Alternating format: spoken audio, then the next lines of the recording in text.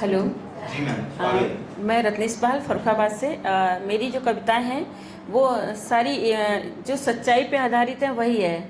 मतलब कोई बनावटीपन नहीं है। शायद आप लोग पसंद आए नहीं आती, पर जिंदगी की वो हर एक जो होता है समाज में उसके उससे मैं लिखती हूँ। फिलहाल ये कविता मेरी है। पहले ये जो भी ये हुआ था पहलगाम वाला हमला, उस पर सुनाती हूँ। एक ऐसी हिंसा है, एक ऐसी हिंसा है, आतंक अभी जिंदा है। एक ऐसी हिंसा है, आतंक अभी जिंदा है। ऐसे कैसे देश में रहकर भी इंसान भला बिक सकता है। ऐसे कैसे देश में रहकर भी इंसान भला बिक सकता है। खाकर अन्न पीकर पानी देश को धोखा दे सकता है। खाकर अन्न पीकर पानी देश को धोखा दे सकता है। रहकर देश में वो खोखला भारत करता है। तमाम रिश्ता दांव पर लगाकर विश्वासघात करता है। तमाम रिश्ता दांव पर लगाकर विश्वासघात करता है। पहलगाम का ले फायदा बार टूरिस्टों पर करता है। पहलगाम का ले फायदा बार टूरिस्टों पर करता है। बेगुनाह को दे सजा गोली से वार करता है। बेगुनाह को दे सजा जीत हासिल करता है। लहू लुहान करके मासूमों की जान लेता है। सिंदूर छीन कर मीरा लक्ष्मी बाई जैसी नारी को जंग चुनौती देता है। सिंदूर छीनकर मीरा लक्ष्मी बाई जैसी नारी को जंग चुनौती देता है। हर हालत पर हर हाल में फिर भी लड़कर ही हिंदुस्तान जीतता है। हर हालत में हर हाल में फिर भी लड़कर हिंदुस्तान ही जीतता है। हर एक एक बंदा हिंदुस्तान का टुकड़ा, हर एक एक बंदा हिंदुस्तान का टुकड़ा। लहू लुहान करके उसको क्या तुझको मालूम पड़ता है। हर मंसूबे फेल तेरे क्या तुझको होते ना दिखते हैं। मेरा हर एक एक बंदा सीने पर खाकर गोली, मेरा हर एक बंदा सीने पर खाकर गोली सैनिक बनकर झेली है। कितने जुल्म करेगा तू जो आतंक मचाता रहता है। कितने जुल्म करेगा तू जो आतंक मचाता रहता है। तू मर्द नहीं ना मर्द है, तू मर्द नहीं ना मर्द है जो धोखे से वार करता है। हिम्मत गर तू करता इतनी, हिम्मत गर तू करता इतनी देकर के अपनी बंदूक जंग बराबरी की तू करता। असली मर्द ना मर्द से तू तभी बनता। फिर देख हमारे भारत की शान न गिरने देता बंदा। मरने वाले मरकर भी अमर हो गए, शहीद का फतवा देखो अपने नाम कर गए।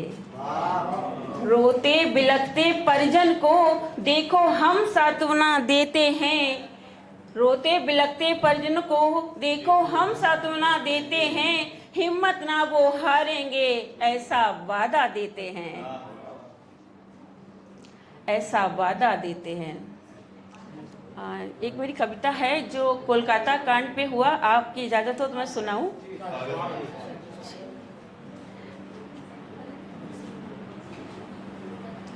ये हमारी उस डॉक्टर बेटी की है जो हॉस्पिटल में गलत हो रहा था और उसने देख लिया तो उसने मना करना चाहा। तो लोगों ने कहा नहीं हम भी आपको इसमें शामिल करेंगे, आपको पैसे देंगे, मतलब नहीं गलत काम करने के हो। तो उसने कहा नहीं ऐसा नहीं, ये गलत है, मरीजों के साथ या मरे हुए लोगों के साथ ऐसा करना गलत गुनाह है। मगर जब उसने देखा लोगों ने कि ये बात नहीं मान रही है तो उन्होंने उसको खरीदना चाहा पर वो बिकी नहीं। मतलब फिर उन्होंने कहा कि अब ऐसा नहीं करेंगे। तो उसने सोचा चलो आपस की बात है, ऐसा नहीं करते ये लोग तो मैं अब ऐसा नहीं करूँगी। मगर उसने फिर देखा कि ये लोग अपनी उससे मुकरे नहीं हैं, अभी भी गलत हो रहा है। फिर उन्होंने कहा, तो उसने फिर कहा कि अब तो मैं शिकायत करूंगी, जिस तरीके से मैंने उसमें देखा बड़ा। लेकिन फिर उसको किडनैप किया गया, ले जाया गया तो क्या वो डरी नहीं होगी? जरूर डरी होगी। और उसके बाद किसी एक ने उसके साथ गलत किया होगा तो बोला कि अब भी मान जाओ वरना ये सब तुम्हारे साथ गलत करेंगे। फिर दूसरे तीसरे सब ने किया और फिर उनकी हद इतनी बढ़ गई कि उन्होंने उसको जरा सा भी ना छोड़ा और बूटों से भी उसके ऊपर छलना शुरू कर दिया। वही कविता है कि इंसाफ कभी मिलता क्यों नहीं, कि इंसाफ कभी मिलता क्यों नहीं, बेगुनाह बेटी को सजा मिलती है जब, तो गुनहगारों के लिए सोचना क्यों है। इंसाफ कभी मिलता क्यों नहीं है, जिस कदर मारा है दरिंदों ने उस मासूम को, कोई उन दरिंदों को भी वैसे ही तड़पाता और मारता क्यों नहीं। इंसाफ कभी मिलता क्यों नहीं। किया है जो गुनाह उसने, किया है जो गुनाह उसने, कोई उसको भी उसके अंजाम तक पहुंचाते क्यों नहीं। दर्द के बदले दर्द और जख्म के बदले जख्म देते क्यों नहीं। दर्द के बदले दर्द, जख्म के बदले जख्म देते क्यों नहीं। क्यों सियासत करते हो उसकी सरसैया पर, क्यों सियासत करते हो उसकी सरसैया पर। उसको तो बस इंसाफ चाहिए, इंसाफ कभी मिलता क्यों नहीं। बेगुनाह बेटी को सजा मिलती है। रात के अंधेरे में, रात के अंधेरे में जुगनू भी तो चमकता है। रात के अंधेरे में जुगनू भी तो चमकता है। तुम हैवान बनकर अस्मत लूटते रहे।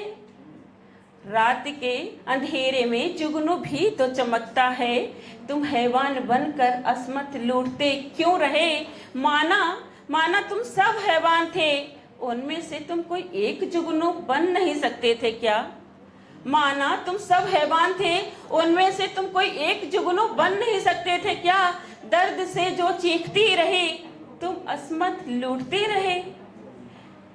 इंसाफ कभी मिलता क्यों नहीं, बेगुनाह बेटी को सजा मिलती है जब। माँ नहीं दिखी, बहन नहीं दिखी, जो इस हद तक उसको तोड़ते रहे। वो कोई पेड़ की डाल नहीं थी जिसको तुम चीरते रहे। मासूम को सजा इस हद तक देते रहे। जी करता है हस्ल मैं भी करूं आकर तेरा, ना किसी सियासत की परवाह करती फिरूं, मारूं मारूं और बस मारती रहूं।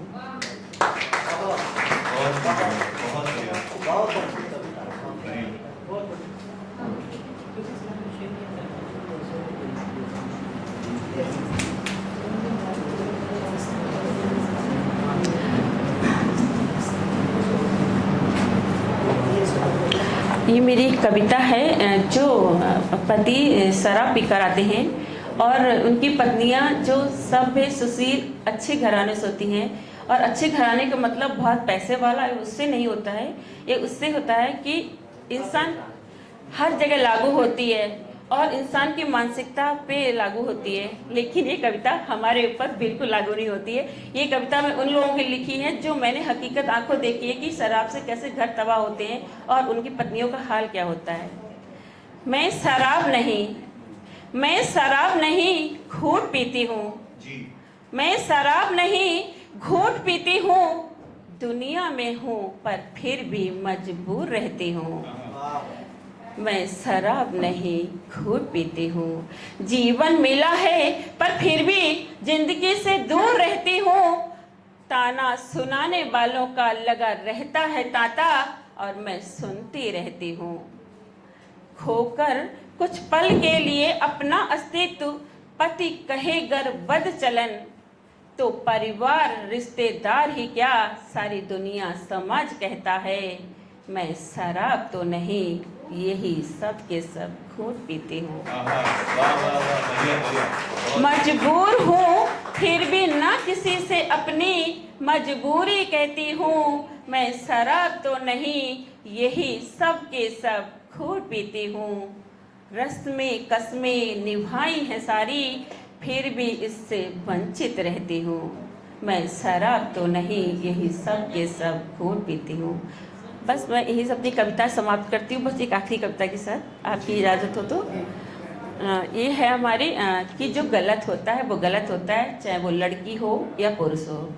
तो उसी पे कविता है कि राम कथा तुम सुनते हो, कि राम कथा तुम सुनते हो, पर सीता के तुम राम नहीं, तो क्यों तमन्ना करते हो तुम सीता जैसी पत्नी की।